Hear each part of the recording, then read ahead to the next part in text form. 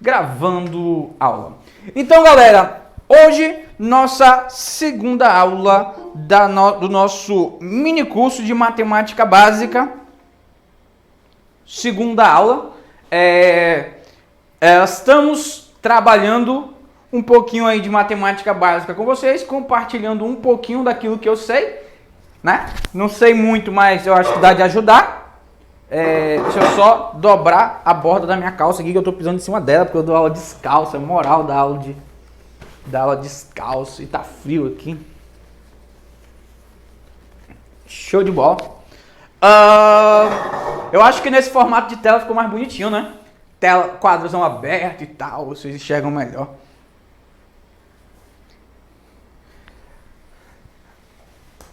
Cadê? Então, gente, na nossa primeira aula, na sexta-feira passada, nós estávamos estudando conjunto dos números naturais. Cadê o meu pincel? No meu bolso ele está. Aqui. Então, a gente estava estudando o conjunto dos números naturais. Show? Não era isso? E aí, eu falei para vocês, comecei a contar historinha e tal, como que nós começamos a estudar os números. E aí nós falamos que tem número que é par, falamos que tem número que é ímpar, falamos que tem número que é primo, falamos que tem número que é composto, falamos que tem critérios de divisibilidade, falamos de MMC, de MDC, falei para vocês o que era múltiplo e o que era divisor, ensinei vocês a calcular o número de divisores no número. Pronto, foi isso que nós falamos em 1h30 de aula. Não acho que não deu nem isso, 1h30. Falamos de tudo isso. Professor, mas tu falou só de número inteiro natural, né? O que são os números naturais que eu te falei na aula passada? São os números de contagem. São os números que a gente usa para contar as coisas. Mas são só esses os números que existem no universo? Claro que não. E aí, o homem, né? Esperto como sempre, ele já tinha lá um conjuntinho chamado de números naturais. E isso não era suficiente para resolver suas problemáticas matemáticas. E aí criou então um conjunto maior. Esse conjunto maior é chamado de conjunto dos inteiros. O conjunto dos inteiros é um novo conjunto, gente? Não. O conjunto dos inteiros é assim, ó. Ele fez uma parada maior e colocou os naturais lá dentro. E claro, ele adicionou aqui alguns elementos. Por exemplo, aqui ó, só tinha 0, 1, 2, 3, 4, 5... Vai até onde, gente, os números naturais? Acaba onde os números naturais? Falei pra mim. Alguém? Vai até o infinito, né? O que são os números inteiros? Quem é que vai estar aqui fora, que não vai estar dentro do conjunto dos naturais? O menos 1... o menos 2, o menos 3, o menos 4, o menos 5, o menos 6, o menos 7, e assim vai embora infinitamente. Logo, quando eu olho para esse 4 bem aqui, eu digo assim, ó, o 4, ele é sim um número natural, porém, ele também é um número inteiro, porque todo número natural, ele é um número inteiro. Afinal, o conjunto dos números naturais, ele está contido no conjunto dos números inteiros. Assim sendo, o conjunto dos naturais ele é um subconjunto do conjunto dos inteiros. Olha que chique, né? Subconjunto está dentro, né? Show de bola. Quando eu olho para o menos 7, o menos 7 ele é um número que pertence sim ao conjunto dos números inteiros, né? O cara vai falar, professor, por que inteiro é com Z? Porque era zinteiro. Zinteiro. Né? E aí, ó, o conjunto dos inteiros vão estar quem aqui? Os números negativos. Então, quando eu olho para o menos 7, ele é um número inteiro. Por que ele é inteiro, professor? Porque não é quebrado. Número quebrado é aquele que tem vírgula, fração, parará, show de bola. Tá, guarda aí. Menos 7 ele é um número inteiro, porém ele não é um número natural. O número inteiro, ele não é número natural. Professor, então me explica o que é número inteiro. Vamos lá. Quando cria-se o conjunto dos números inteiros, gente, cria-se essa ideia aqui, ó. Essa ideia inicial no conjunto dos números. Existe um elemento central na nossa reta numérica. Esse elemento central é o nosso zero. O zero não possui sinal, Tem gente que quer escrever menos zero. Tá doido, menos zero não existe. O zero ele nem é positivo e nem é negativo. O que que nós sabemos, gente? Que daqui para lá, ó, daqui para cá, é o sentido de crescimento dos números. Crescimento. Ou seja, daqui para cá os números sempre estarão crescendo, né? E no sentido contrário, eles estarão diminuindo. Quando eu olho para cá, gente, depois do zero eu vejo que tem o 1, que tem o 2, que tem o 3, que tem o 4. Né? E assim eu tenho infinitos números. Como é que eu represento matematicamente o infinito? Para esse lado, mais infinito. Infinito dos positivos. Para o lado de lá, antes do zero, eu tenho números que são negativos. Menos 1, menos 2, menos 3 e menos 4. E para aquele lado, eu também tenho o infinito, só que o infinito dos negativos. Observe o seguinte, os mesmos números que eu tenho desse lado, eu terei do lado de lá, né? Eu tenho do lado de lá. Só que o lado de lá é um lado dos números negativos. O lado daqui é o lado dos números positivos. Beleza? Nasce aqui, gente, a ideia de simetria matemática. O que é simetria matemática? Todo número possuirá um número chamado de número simétrico a ele. Como assim, professor, simétrico? Olha só. Quando eu olho para o 3 e eu te pergunto, quem é o simétrico do 3? Tu vai ter que se perguntar, quem é o número que está à mesma distância que o 3 está da origem? Então, ó, daqui para cá, eu tenho quantas unidades? 3 unidades. Certo? Quem é o número que está à mesma distância? O menos 3. 3 unidades. Dizemos, então, que o 3 e o menos 3 são números simétricos. Simétricos ou opostos. Tranquilo? Então, nasce aqui no conjunto dos números inteiros a ideia de simétricos ou opostos. Show de bola. Então, todo número teria o seu simétrico ou o seu oposto. O único número que não tem simétrico é o zero. Afinal, não existe menos zero. Professor, mas o simétrico não é só mudar o sinal? A grosso modo é isso. Quem é o simétrico do menos 10? O 10. Quem é o simétrico do menos 40? O 40. Quem é o simétrico do 70? O menos 70. É só trocar o sinal. O que é oposto? Oposto também é a mesma ideia de simétrico. Professor, e o que é a parte absoluta de um número? A parte absoluta de um número é exatamente esse número desconsiderando o sinal. Quando eu te perguntar, tu calculou x igual a menos 70, e a questão te perguntava, qual a parte absoluta do número? Tu responde 70, tá? Ou eu posso falar também de forma modular. Tipo, lá está uma questão lá.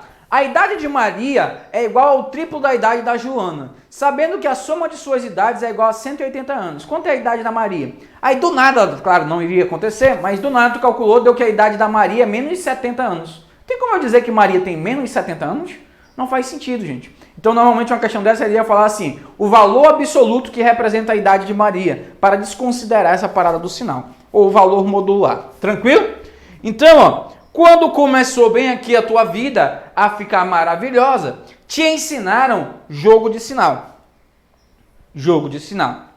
E aí, gente, em pleno século XXI, ainda tem um menino ainda confundindo essa parada. Tem um menino que ele chega e fica inventando umas coisas. Inventando. Sabe o que é inventando? O cara tá bem aqui, ó. Menos 4 mais 2. Aí ele faz assim, ó. Sinais... Vou botar outro jeito assim. Sinais iguais. Divide e conserva o sinal. Aí o cara fica menos 4, 1, 2, 2. Tá doido, pô. Doido. Não existe isso. Não existe isso. Existe uma regra. Qual é a regra? A regra é a seguinte. Se nós estivermos falando de soma ou de subtração. Se eu estiver falando de soma ou subtração de números inteiros. E isso aqui vai ser válido, vai continuar sendo válido para todos os demais números. Soma ou subtração dos inteiros. Primeira regra. Se os sinais forem iguais, o que eu devo fazer? A regra é clara. Soma e conserva o sinal. Então, se a questão tá lá bem assim, ó, menos 5, vou botar assim, ó, menos 5 menos 8. Eu tenho sinais iguais. Sinais iguais, eu somo 5 com 8 dá 13 e conservo o sinal negativo. Se ambos forem positivos, professor, também soma e conserva o sinal. Professor, e se os sinais forem diferentes? Sinais diferentes. A regra é clara. Se os sinais forem diferentes, tu subtrai e bota, coloca, enfia, bota o sinal do menor. Essa é a regra. Subtrai e bota o sinal do menor. Como é que eu faço então, professor? Aqui, ó. Menos 8 mais 5. Eu tenho sinais diferentes. Sinais diferentes eu faço o quê? Subtrai. Subtraindo dá 3. E coloco o sinal do maior. E bem aqui, gente, a gente sempre faz isso assim, né?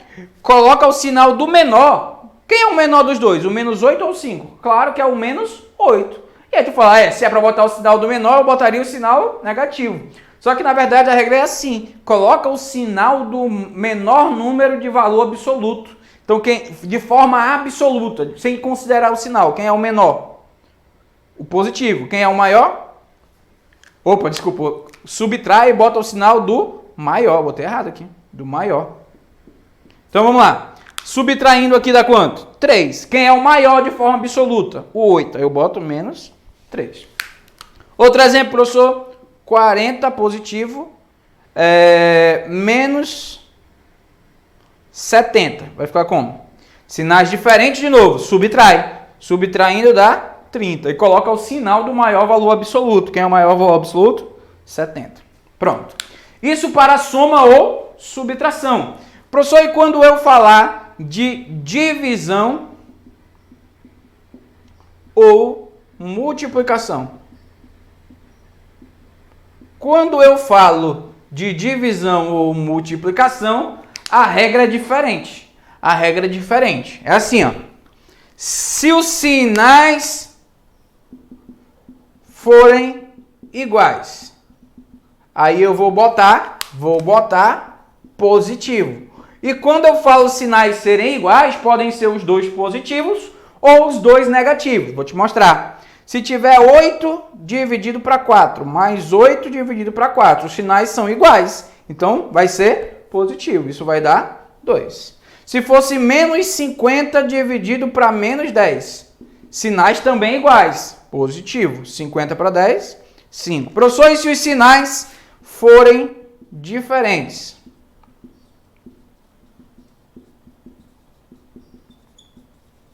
Sinais diferentes. Se os sinais forem diferentes, eu coloco negativo. Como assim? Olha lá. Se eu tiver mais 50 dividido para menos 25. Ó, sinais são diferentes. Eu boto negativo. 50 para 25 dá 2.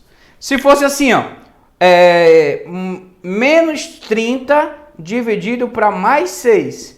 Os sinais são diferentes. Menos com mais vai dar menos. 30 para 6 dá 5. Tranquilo?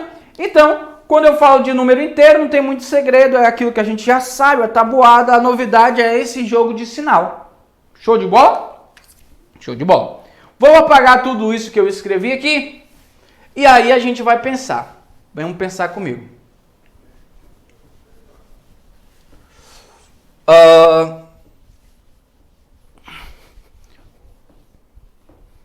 Apagando. Apagando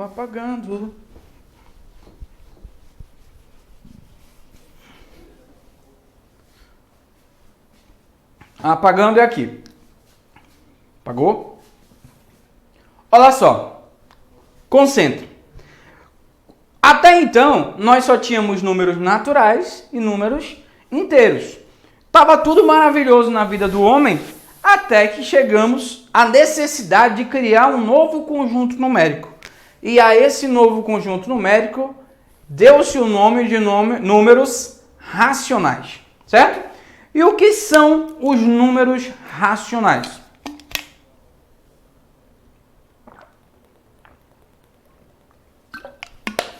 Números racionais são todos os números que puderem ser escritos na forma A sobre B. Eu vou escrever bem aqui, ó. Números racionais. Racionais. Se eu estou diante de um número racional, eu posso escrever esse número na forma A sobre B, ou seja, na forma de fração, com A e B pertencente ao conjunto dos números inteiros. Tranquilo? Tá fora, tá em cima da logo, né? Pertencente aos números inteiros, tá? Então, se eu tenho um número racional, eu tenho A e B pertencente aos inteiros. Show de bola, show de bola. Então, professor, a grosso modo, os números racionais são as frações. Fração. O 4, ele é um número racional, gente? Alguém me responde aí. O 4, ele é um número racional? Sim, o 4 é racional. Mas é uma fração? É. O 4 é uma fração? Tô vendo não. Para que seja uma fração, não teria que ter numerador e denominador? Temos? Tem um invisível embaixo. Tem um umzinho invisível. A professora ainda fazia assim no ensino fundamental, né? Não estão vendo aqui, ó. Mas tem um aqui, não era assim? Fazer? Desse jeitinho aqui, ó. Então, todo número é uma fração. Mesmo que você não esteja vendo o denominador. Mas, assim como eu posso escrever 4, eu posso escrever 8 sobre 2. Eu posso escrever 16 sobre 4. Eu posso escrever 32 sobre 8. Eu posso escrever 64 sobre 16. A minha pergunta, todos esses números aqui são iguais? Todos são iguais? Sim. Iguais, né? A grosso modo, sim. Na matemática a gente não usa iguais, eles são equivalentes, né? Mas a ideia aqui é o seguinte, eu vou dizer que todas essas frações, elas são equivalentes. Elas são frações, né? Equivalentes, têm o mesmo valor numérico. Isso aqui, ó, é uma fração? 2 sobre 3 é uma fração? 2 sobre 3 é uma fração. 4 sobre 6 é a mesma fração. 6 sobre 9 é a mesma fração. 10 sobre 15 é a mesma fração, certo? Tem a mesma representação numérica. Mesma representação. 2 terços é a mesma coisa que 4 sextos, é a mesma coisa, né? O que é 2 terços de alguma coisa? Tu pegou uma coisinha aqui, cortou em 3 partes. 3 partes. Cada parte dessa aqui é 1 terço. Se eu comer 2 partes dessas, eu comi 2 terços.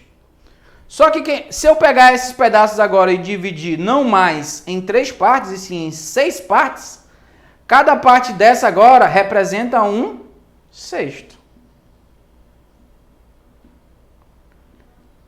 Se eu pegar 4 partes dessa aqui, ó, eu peguei 4 sextos. Isso é a mesma coisa que nós tínhamos inicialmente, que era 2 terços. Só mudou a maneira de falar. Dizemos então que todas as frações que estão aqui, elas são ditas frações equivalentes. Agora, qual a diferença entre esta primeira fração e esta última fração? Essa primeira fração, ela está na sua forma mais simplificada possível. Mais simplificada. Você vai ouvir toda hora, tem que simplificar. O que é simplificar uma fração, gente? Alguém me responde aí. Vai. O que é simplificar uma fração? Hã? De uma forma irredutível? Aí era doido, né? Quem foi que falou? Quem foi? Nome? Carita. Muito bom. Era essa palavra que eu queria ouvir. Quando eu tiver uma fração simplificada, né, a ideia é que essa fração esteja na sua forma irredutível. Ou seja, se é irredutível, é porque não dá mais para reduzir. Ela já foi simplificada ao máximo. Tipo, se eu tenho essa fração bem aqui, ó, 125 sobre 500. Você poderia olhar para cá e falar, professor, eu só sei que dá para dividir por 5. Aí tu divide por 5 em cima, por 5 embaixo. Aí vai dar 25 sobre 100. Aí tu fala, professor, eu acho que ainda dá para simplificar. Eu simplifico por 5 em cima, 5 embaixo. Que vai dar 5 sobre 20. Professor, ainda dá para simplificar. Por quanto? Por 5 em cima, por 5 embaixo. Então, deu 1 sobre 4. O que observamos? Todas essas 4 frações, elas são frações equivalentes. Elas representam matematicamente a mesma coisa. A diferença é que esta fração está na sua forma irredutível. Professor, mas não dá para eu simplificar daqui direto para cá? Veja que eu dividi por 5 e depois por 5. Então, na verdade, nós dividimos por 5 ao cubo. Então, nós dividimos por 125. Se tu pegar o 125 e dividir por 125, dá 1. Se tu pegar o 500 e dividir por 125, dá 4. O que que esse 125 representa para aqueles dois números ali? Ora, se a ideia da simplificação é sair simplificando, sair dividindo, e eu quero dividir uma única vez, dar uma lapada só, o que é que tu vai pensar? Eu tenho que dividir pelo maior número possível. Logo, este número 125, ele é o MDC, ele é o maior divisor comum entre esses dois números. E uma vez dividido dois números pelo seu maior divisor comum, esses dois números que chegaram aqui no final, eles são números primos, o 1 e o 4, gente. São números primos? Alguém me responde aí. Não são números primos. Não são números primos, mas eles são ditos números primos. Completa, vai, alguém completa. Primos. Em comum. Primos em comum, primos entre si. O que eu quero dizer quando eu falo primos entre si? Eu estou dizendo que eles, apesar de não serem números primos, mas eles não possuem mais um divisor comum. Não existe mais ninguém que seja capaz de dividir esses dois números ao mesmo tempo. E tu se depara várias vezes com isso aqui, ó, gente. Tipo isso aqui, ó. Tu tem 27 sobre 35. Aí tu olha, será se dá para simplificar essa fração, velho? Tu olha, professor, o número tá muito grande, eu acho que dá. Mas dá? Não, gente. O 27 e o 35 não dá mais para simplificar. Por que eu sei disso? Porque o 35 ele só dá para dividir por 5 e por 7. Que não seja ele mesmo nenhum, né? Por 5 e por 7. O 27 não divide por 5. O 27 também não divide por 7. Logo, o 27 e o 35, eles não possuem um divisor comum. Se eles não possuem mais um divisor comum, eu digo então que eles são números primos entre si. E a fração formada entre eles será uma fração chamada de fração irredutível. Olha que lindo, cara. Muito bom, muito bom. Então, gente, eu já vi isso aqui cair várias vezes em questões assim, ó. Cai bem assim lá, ó. Seja blá blá blá, seja a solução da equação não sei o que. Ele bota uma equação do tamanho do mundo. Seja a solução a fração m sobre n, com m e n primos entre si. Com m e n primos entre si. Então, quanto é m mais n? Aí tu lascou-se. Que diabo é primos entre si? Então, ó, se ele está falando que o resultado da equação é uma fração em que m e n são primos entre si, ele está te dizendo que essa fração tem que ser a fração mais reduzida possível, onde m e n são primos entre si. Vou te mostrar. Do nada, tu calculou lá e tu encontrou 0,25. Aí tu fala, com 0,25 nem sequer é fração. Isso é um número decimal. Como é que eu transformo isso aqui em fração? Vou já explicar para vocês. Mas seria isso aqui, ó, 25 sobre 100. Essa fração já encontra-se na sua forma irredutível? Hã? Não. Não tá. Aí o doido ia falar, eu encontrei 25 sobre 100, então M é 25, N é 100, soma 125. Mas ele falou que os números são primos entre si, então eu tenho que simplificar o máximo possível. E como é que eu faço para simplificar uma fração o máximo possível? Eu tenho que achar um número que seja o maior número divisor comum entre esses dois. Quem é o maior número? 25. 25. Então 25 para 25 dá 1, 100 para 25 dá 4. Pronto. Eu já simplifiquei de uma vez só. Ah, professor, eu não iria perceber que é 25. Eu iria simplificar em cima por 5, embaixo por 5. E de novo por 5 e por 5. Beleza, fica a teu critério. Show de bola? Então, fizemos aqui o início da nossa história. Professor, quer dizer que agora a gente vai mexer com fração? Eu já te expliquei o que é uma fração. Se eu tenho uma fração, esse A recebe um nome. Qual é o nome do A? O nome dele é numerador. Esse B é chamado de... Como é o nome do B? Denominador. Sucessão. Oi. Numerador, denominador. Tranquilo? Numerador, denominador. Numerador, denominador. Numerador, denominador. Isso aqui, gente, pode ser chamado de quociente entre A e B. Pode. Isso pode ser chamado de a razão entre A e B. Quando eu falo razão, eu estou falando de divisão. Então é uma maneira diferente de eu falar fração.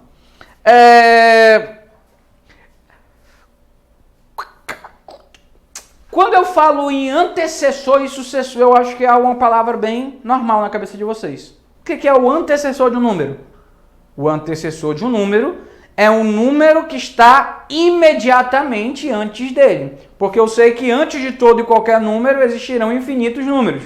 Mas quando eu falo imediatamente antes, é o que está logo atrás. Por exemplo, quem é o antecessor do 10? É o 9, é o que está imediatamente antes dele. Quem é o sucessor do 10? O 11. Eu te falar para você, isso é besta. Todo número tem um antecessor, todo número tem um sucessor. Mas se eu te perguntasse agora aqui, todo número inteiro tem um antecessor, verdadeiro ou falso? Responde aí. Todo número inteiro tem um antecessor e um... Verdadeiro. Verdadeiro. Todo número natural possui um antecessor, verdadeiro ou falso? Verdadeiro. Todo número natural possui um antecessor, verdadeiro ou falso? Falso. Por que falso? Falso. Porque zero não tem antecessor no Muito bom, muito bom. Veja que tudo depende do universo do qual eu estou falando. Quando eu falei do conjunto dos inteiros, o conjunto dos inteiros é infinito para os positivos e também é infinito para os negativos. Então, no conjunto dos números inteiros, todo número terá um antecessor e um sucessor. Mas quando eu falo dos números naturais, o conjunto dos naturais ele é infinito para os positivos. Mas ele tem um limite inferior. E o limite inferior dele é o elemento zero. Então, o zero ele não tem antecessor quando eu estou no conjunto dos números naturais. Então, veja que é uma coisinha simples que tu pode confundir. Cai uma questão bem assim lá na tua prova. Bem assim. Seja o produto de dois números naturais consecutivos, seja o produto entre dois números naturais consecutivos, igual a 42. Qual o maior número? Sejam dois números naturais consecutivos, cujo produto desses números é igual a 42. Qual é o maior desses números? Alguém? Fala aí. 7. Muito bom. 7. Mussatinho é foda. Mas não é óbvio, gente. Quando eu falei em produto, eu estou falando de quê? Multiplicação. Quando eu estou falando de números consecutivos, eu estou falando que está um atrás do outro. Quando eu falo que ele é natural, eu só aceito os positivos. E aí está falando de dois números naturais consecutivos, cujo produto é 42. Eu estudei tabuada. Quem são esses números? 6 e 7. 6 e 7. 6 vezes 7, 42. Professor, mas eu sou o rei das equações. Aí tu ia escrever assim, ó. Tinha gente que ia fazer assim, ó. Tem dois números, o x e o y, ó. X e y. Quem é o y? O y ele é igual ao x mais 1. E x vezes y é igual a 42. Aí ele faz um sistema Aí faz assim, ó. X vezes, no lugar do y eu boto x mais 1. Isso tem que dar 42. Aí começa, x vezes x, x ao quadrado. X vezes 1, x. X vezes 42, opa, x vezes 42, 42 tá sozinho, 42. X ao quadrado mais x menos 42 igual a 0. E agora faz o quê? Básica, cara. Tem necessidade de fazer isso aqui, gente? Se tu consegue pensar, tu não precisa fazer isso aqui. Então você tem que entender que muito do que a gente vai estudar em matemática é lógica, pô. É tu entender. Eu vi uma questão uma vez assim, ó. Seja um terreno retangular cuja área é 600 metros quadrados. A área de um terreno retangular é 600 metros quadrados. Sabendo que o comprimento excede a largura em 10 metros. O comprimento excede, ou seja, maior, o comprimento é maior que a largura 10 metros. Qual o seu perímetro? Aí eu chego, rapaz, tem um terreno lá que é assim. Tem um terreno lá que é assim. Terreno. A área disso aqui é 600. Então o cara pegou o número daqui, multiplicou pelo daqui, deu 600. E ele disse que esse daqui é maior que esse 10. Só pode ser 30 e 20. 20 vezes 30, 600. A área é 600. Professor, ele quer o perímetro. É só botar o 30 daqui, o 20 daqui, somar tudo que dá 100. Pronto. Professor, mas como é que eu faço isso com fórmula? Ah, meu filho, agora tu lascou. Porque se eu chamar esse aqui de lado, de largura, eu tenho que chamar esse aqui de lado mais 10. E aí eu vou cair numa equação de segundo grau, vou me enrolar todo. Então veja, que se tu às vezes coloca a tua cabecinha para pensar, tu agiliza muito o processo. Tranquilo? Pronto. Agora, estamos aqui, vamos falar das frações. Como que eu faço, gente, para somar duas frações? Aqui, ó. 2 sobre 5 mais 5 sobre... Não, assim. Mais 2 sobre 15. 2 sobre 5 mais 3 sobre 5. Como é que eu somo essas duas frações? Qual é o pré-requisito para que eu possa somar duas frações? Eu vou pensar assim, ó. Duas frações, inicialmente, só poderão ser somadas se os denominadores forem iguais. Eu acabei de te dizer o que é denominador. Então, se eu tenho denominador igual, qual é a regra? Eu conservo o denominador e somo os numeradores. 2 mais 3. E aqui eu teria 5 sobre 5, que dá 1. Show. Todo mundo sabe fazer isso. 1. Professor, e se os denominadores não fossem iguais?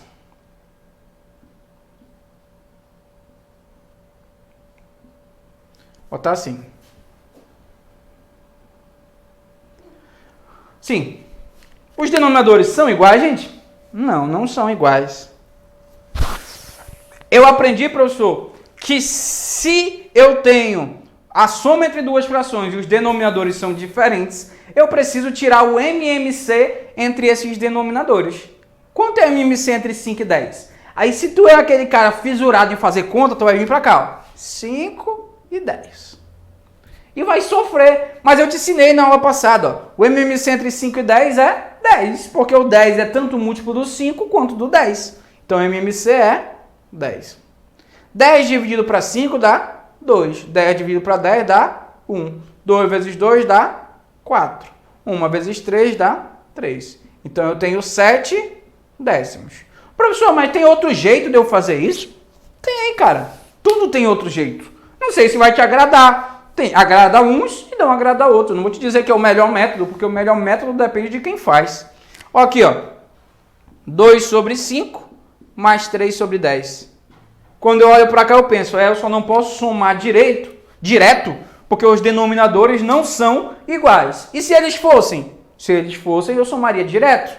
Professor, como é que eu faço para esse 5 virar um 10? É só multiplicá-lo por 2. Mas se eu fiz isso embaixo, eu preciso fazer também em cima para compensar. Aí eu vou ficar com 2 vezes 2, 4, mais 3, 7 sobre 10.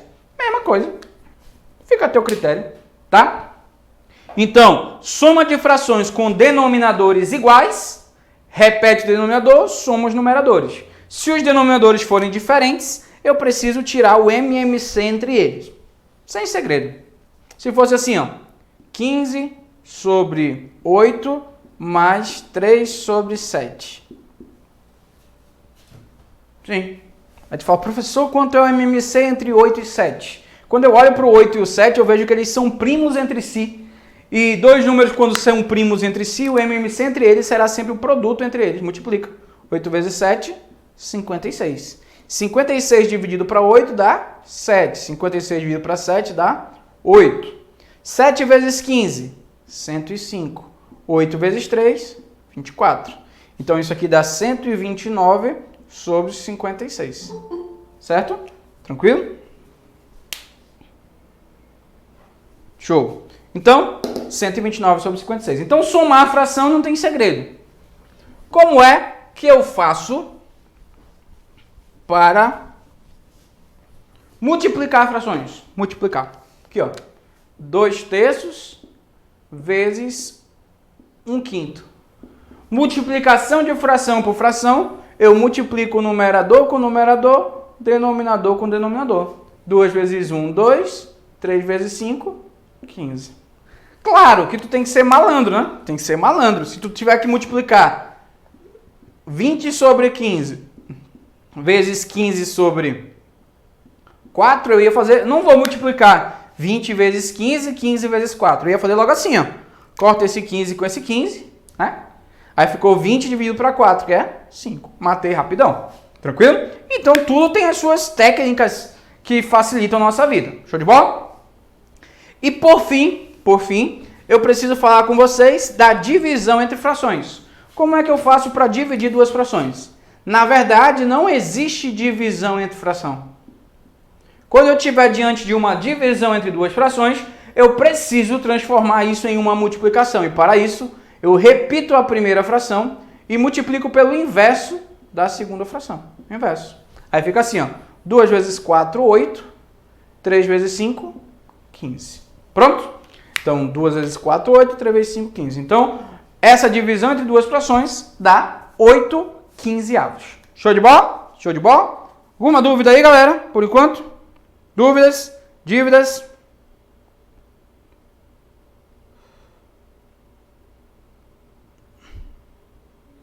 Tranquilão? Beleza. Então vamos aqui. Quando eu falo de números racionais, eu te falei que são frações.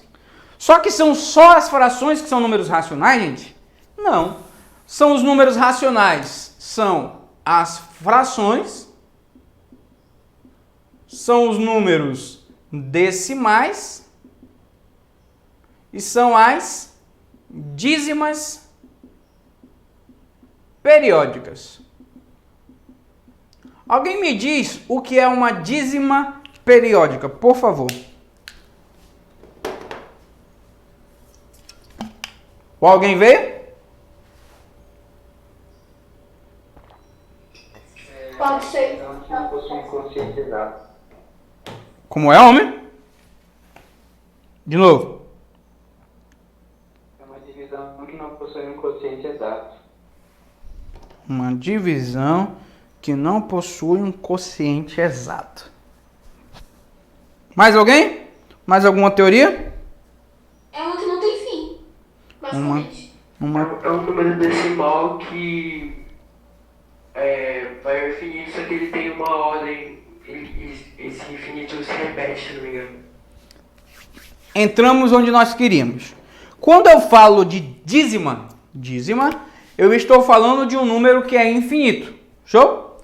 Isso aqui é uma dízima.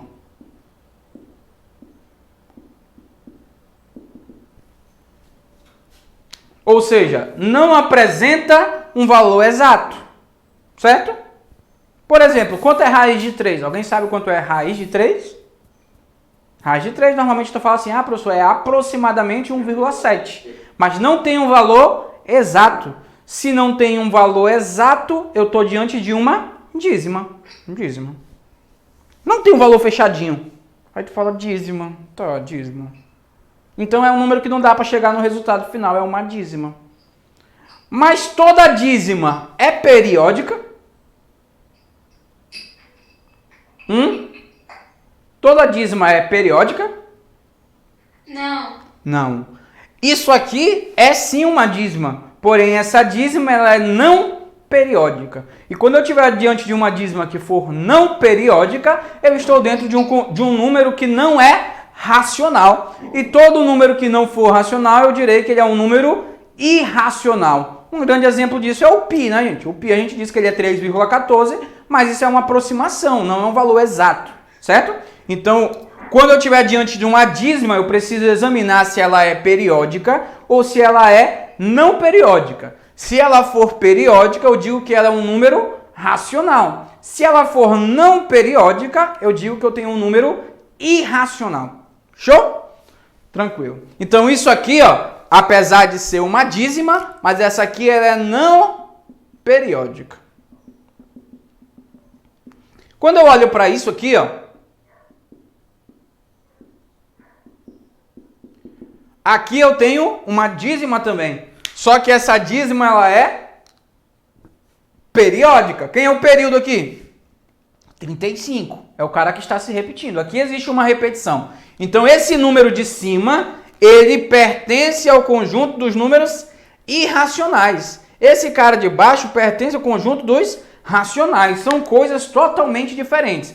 Então, você cai na tua questão. Toda dízima é um número racional? Não. Para ser racional tem que ser uma dízima periódica, porque se ela for não periódica, ela será irracional. Viu a pegadinha?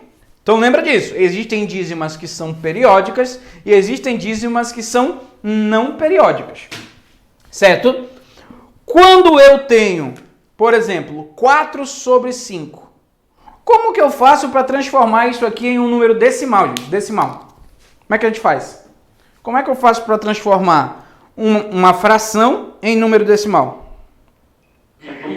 Divide, né? 4 sobre 5. É só tu pegar o 4 e dividir por 5, né? Aí tu faz assim, né? 4 dividido para 5. 4 não dá para dividir para 5. Então coloca um 0 aqui, um 0 e uma vírgula aqui. 40 para 5 dá 8. 8 vezes 5, 40. 40 menos 40, 0. Show? 0. 0,8. 4 sobre 5 é igual a 0,8. Tá. Professor, e se fosse 12 sobre 5? Ó, 12 sobre 5, 12 sobre 5. 12 para 5 dá 2. 2 vezes 5 dá 10. Sobrou 2. 2 não dá mais para dividir por 5. Coloca um 0. E uma vírgula. 20 para 5 dá 4. 4 vezes 5 dá 20. Beleza. Então, nós fomos capazes de transformar uma fração em decimal. Justo. Fração em decimal. Mas se eu fui capaz de transformar a fração em decimal, eu tenho que ser capaz também de desfazer esse processo. Vou botar só mais um exemplo bem aqui. Eu vou botar 125 dividido para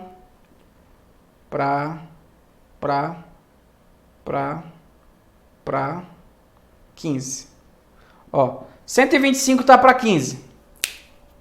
Para 15 não. 125 para 8. Aqui, ó. 125 para 8 aqui, ó. 125 dividido para 8. 12 para 8 dá 1, sobra 4. Desce o 5. 45 para 8 dá 5. 5 vezes 8, 40. Sobrou 5. Aí desce um 0 e bota uma vírgula. 50 para 8, 6. 6 vezes 8, 48. Sobrou 2. Bota o 0. 20 para 8 dá 2. 2 vezes 8, 16. Sobrou 4. E 40 para 8 dá 5. Então deu 15,625. Pronto. Então, para aquelas 3 frações, nós encontramos o seu número decimal equivalente. Como que eu faria para desfazer isso? Para desfazer, faz assim, ó. Pega só o número sem vírgula, sem nada, sem 0, 8. E enfia um 1 embaixo, dividindo como todo número tem 1. E agora, professor? Agora é só botar 0. Quantos zeros eu vou botar? A quantidade de zeros está diretamente relacionado à quantidade de elementos que eu tenho posterior à vírgula. Quantos elementos eu tenho depois da vírgula? Só 1. Então 0,8 é a mesma coisa que 8 sobre 10. Professor, mas não era 8 sobre 10 que eu tinha lá, era 4 sobre 5. Como é que eles são iguais? Sim, são iguais porque essas frações são equivalentes. Essa aqui ainda não está na sua forma irredutível. Ainda dá para simplificar e vai ficar 4 quintos. E aqui, professor? Aqui, ó. 2,4 é a mesma coisa que 24 sobre 10. 24 sobre 10 é a mesma coisa que 12 sobre 5, simplificando. Show. E aqui, ó. Ixi, Maria, esse aí é grandão, professor. Aqui, ó. 15.625 dividido, né? Quantos zeros embaixo? 1, 2, 3.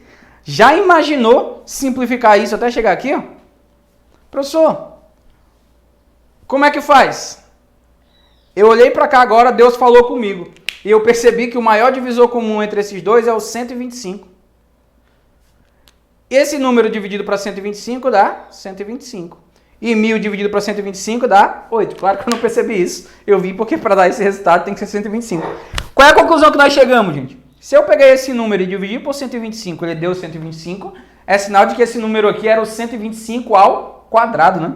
1000 dividido para 125 dá 8. Pronto. Professor, genial. Então, quando eu pego uma fração, eu consigo transformá-la em decimal. Show. E quando eu tenho um decimal, eu consigo transformá-la em fração. Mas sempre será assim, gente? Vou mostrar agora casos especiais. Casos especialíssimos. Se eu tiver, por exemplo, 7 sobre 3. Se eu tiver 4 sobre 9. Vamos aqui no cantinho tentar dividir. 7 para 3. 7 para 3 dá 2. 2 vezes 3 dá 6. Sobrou 1. Desce o 0, bota a vírgula. 10 para 3 dá 3. 3 vezes 3 dá 9. Sobra 1. Bota o 0. 10 para 3 dá 3. 3 vezes 3 dá 9. Sobra 1. Bota o 0. 10 vezes 3... Professor, eu vou até o final. Claro que não. Porque aqui tu já percebeu que já aparece um período. Logo, o que nós temos aqui, ó, em forma decimal, é uma dízima periódica. Uma dízima periódica. Então, essa aqui, ó, é uma dízima periódica. Essa aqui é a sua fração geratriz. Fração geratriz, dízima periódica. Fração geratriz, dízima periódica. 4 sobre 9, professor. Aqui, ó. 4 dividido para 9. 4 não divide para 9. O que eu faço? Coloco um 0 aqui, um 0 e uma vírgula. 40 para 9 dá 4. 4 vezes 9 dá 36. Sobra 4. Bota um 0, bota 4. Aí vai dar isso aqui, ó. 0,444. Show? Então, ó, esse cara aqui é uma dízima periódica. Eu tenho um período, né? O período aqui, ó, é 3. O período aqui é 4. Assim como eu escrevo esse número assim com reticências, eu posso escrever ele assim, ó. Isso aqui também é uma dízima periódica, onde 3 é o período. E aqui, ó, 0,4. 4 é o período. Show de bola? Então, fração geratriz, dízima periódica. Professor, eu já sei como fazer a fração virar decimal, virar dízima periódica. Como é que eu faço para fazer essa dízima periódica virar fração? Ou seja, encontrar a fração geratriz da dízima periódica. É isso que agora há pouco eu te ensinei. Fazer uma fração virar decimal. Tu dividia. Mas quando tinha decimal, tu conseguia fazer ela voltar a ser fração. Se a gente consegue fazer isso com a dízima periódica, eu estando diante disso aqui, ó. Como é que eu faço para voltar para cá? Se eu tiver no 0,4 aqui, como é que eu faria para voltar para cá? E aí? Sabem como encontrar a fração geratriz de uma dízima periódica? Coloca sobre 9. Sobre 9. Muito bom. Muito bom. Nesse caso, não tem pergunta para colocar sobre 9. Tá. É assim. Vou apagar isso aqui. A grosso modo, para início de estudos, o que nós estudamos no ensino fundamental foi isso aqui, ó. Se tu tiver 0,444, tu escreve 4 sobre 9, né? 4 sobre 9. Pega o número que está se repetindo e bota em cima, pega o número e embaixo mete um 9. Esse 9 vem de onde? Do além. Se fosse 0,777, seguindo a mesma metodologia, seria 7 sobre 9, certo? Se fosse 0,2525, eu teria o quê? E aí? 0,25 é 25 sobre 9? Alguém me ajuda? 25 sobre 9? Não. É 25 sobre... 99. Por que 99? Porque a quantidade de noves estará diretamente relacionada com a quantidade de algarismos que compõem o meu período. Como o meu período tem 2 elementos, 2 9. Pronto. Isso resolve grande parte dos nossos problemas, sabendo fazer isso aqui. Se eu tivesse isso aqui,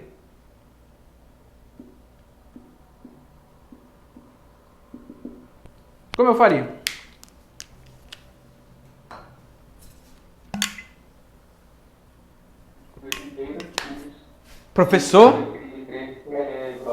Professor, tu só me ensinou a fazer se for 0 no começo. Se não for 0, eu não sei fazer. Realmente. Se eu só te ensinei a fazer com 0, tu só sabe fazer se for com 0. É. Mas se eu só sei fazer com 0, eu faço assim, ó. Pego esse 2 inteiro, que foi o que o colega falou, e separo aqui, ó. Separo aqui, né? Show. Tá. Professor, esse aqui eu sei fazer. Esse aqui é a mesma coisa que 15 sobre 99. Que foi o que ele falou. 2 inteiros, 15 e 99 avos. 2 mais 15 sobre 99. E agora, professor? Agora eu posso simplificar essa fração aqui, ó, que ela ainda não está na sua forma irredutível. Por 3 em cima dá 5, por 3 embaixo dá 3. E agora eu faço o quê? Tiro o MMC. Como é que a gente tira MMC disso aqui, gente? Número misto. Multiplica para lá, soma para cá, ó. 33 vezes 2, 66, mais 5, 71 sobre 33.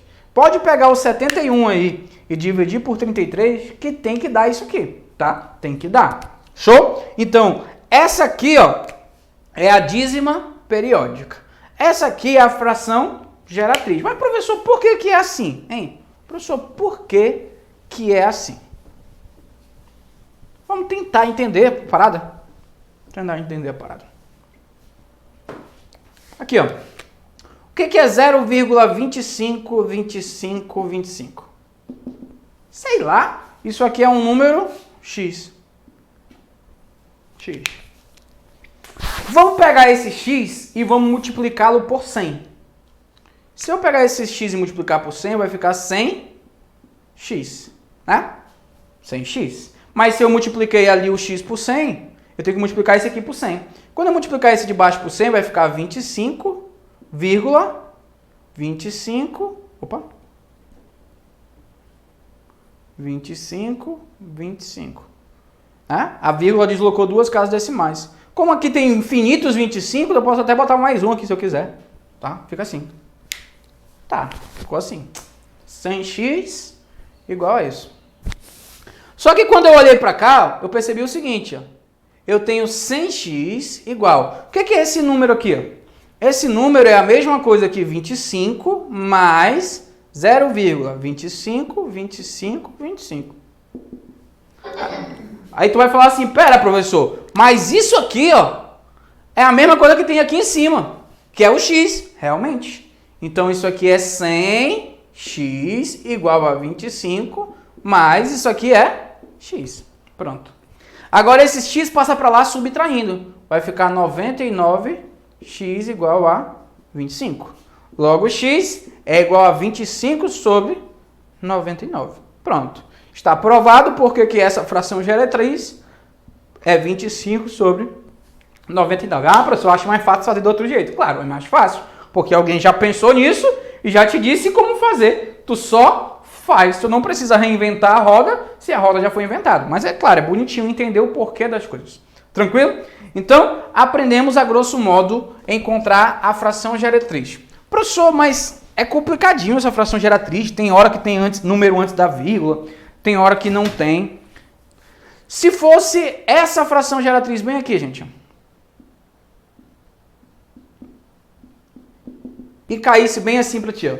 Seja essa equação igual a m sobre n, com m e n pertencente aos inteiros e primos entre si. Quanto é que vale m mais n?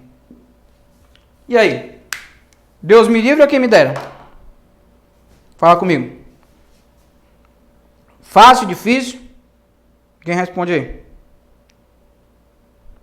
Queriam uma assim na prova de vocês?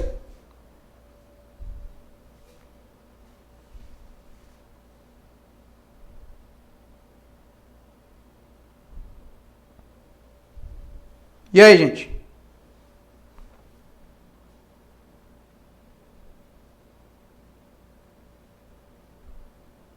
Ninguém? Ah, descarregou minha caixa.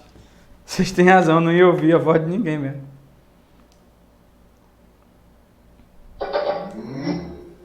Pronto, agora eu consigo ouvir. E aí? Dá de fazer?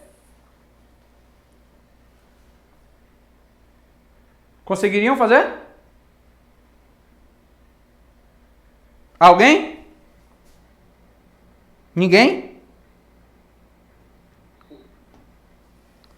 Tá. O que ele está falando, gente? Ele está falando que isso aqui é uma fração. Beleza, é uma fração. Todo mundo sabe que isso aqui é uma dízima periódica, e se é uma dízima periódica, pode ser escrito em forma de fração. Só que ele quer que mn sejam pertencentes aos inteiros, beleza, para ser um número racional, e que mn sejam primos entre si, ou seja, a fração está na sua forma irredutível, ele quer que eu some m com n. Então, na prática, o que ele pediu foi para eu encontrar a fração geratriz dessa dízima periódica. E eu irei ensiná-los a encontrar essa fração geratriz de uma maneira simples, que vai resolver qualquer problema. É assim, ó. Se tu quer encontrar uma fração geratriz, gente, é uma fração, certo? Uma fração. Se é uma fração, em cima tu vai botar assim, ó, uma subtração. Em cima sempre vai ter uma subtração. Sempre. E aí, tu vai botar aqui, ó. Tu vai botar aqui tudo até o período. E aqui, tu vai botar tudo antes do período. Para finalizar nossa aula de hoje com essa questão. Tudo até o período, embaixo, tudo antes do período. E embaixo, professor, o que é que eu boto? Embaixo. Embaixo, tu só vai botar noves e zeros. Noves e zeros. Quantos noves eu irei botar, professor? A quantidade de noves está relacionado à quantidade de elementos do período. E a quantidade de zeros está relacionada à quantidade de elementos não periódicos. Não periódicos depois da vírgula. Aí tu fala, meu Deus, professor, nesse rumo aí. Então vamos fazer, para te ver como é fácil. É assim, ó. Então vamos lá. Uma fração. Vamos começar com tudo até o período. Quem é o período? O período é 35. Ó. O período é 35. Então, como eu vou pegar tudo até o período, eu vou pegar tudo daqui para trás, ó. E esquece da vírgula. Então, tu vai pegar 1235. Menos. Agora, tu vai pegar tudo antes do período. Como o período é o 35, antes do período é isso aqui, ó. 12. Beleza. 12. Professor, quantos noves eu irei colocar? A pergunta é, quantos elementos tem no teu período? O nosso período é 35. Logo, o nosso período é formado por 2 algarismos. Logo, eu vou punhar 2 noves. Professor, e zeros, quantos eu boto? A quantidade de zeros está relacionada à quantidade de elementos na parte não periódica. Só que é aquilo que tiver após a vírgula. Quem que é não periódico? Esse 1 e esse 2, eles são não periódicos. Só que após a vírgula só tem o 2. Então, é só um algarismo. Se é só um algarismo, só um zero. Assim. Pronto. Feito isso, eu vou fazer a continha. Vai ficar 1223 dividido para 990. Pronto. Essa é a fração geratriz. Será se dá para simplificar essa fração, gente? Aí eu penso, será se dá para dividir por 3? Por 3 não dá, porque quando eu somo esses algarismos dá 8. Dá por 4? Dá por 5? Tá? Eu acho que está na forma irredutível. Se tiver na forma irredutível, é só somar. Só somar, tá? Teria que testar aqui se dá para dividir tipo por 990, só divide por 3, por 33, aqui não dá por 33. Então, eu acho que aqui já está na forma irredutível, seria só somar isso aqui. Então veja, galera, uma questão bem interessante, bem legal, show de bola que nós fizemos aí. E aqui a gente finaliza nosso encontro de hoje. Já tivemos 1 hora de conversa aqui, né? 1 hora. Mais de 1 hora de conversa. E coloquei algumas coisinhas diferentes aí para vocês, para a gente brincar um pouco com matemática. Na aula que vem, eu vou trazer potenciação e radiciação e depois números irracionais. Tranquilo? Então, por hoje é isso. Alguma dúvida aí, galera? Fala que eu te escuto. Tranquilo? Alguém quer falar alguma coisa? Não? Não? Pronto. Então, galera, valeu. Até sexta-feira que vem, se Deus quiser, neste mesmo horário. Se Deus quiser, estaremos aqui. Fui!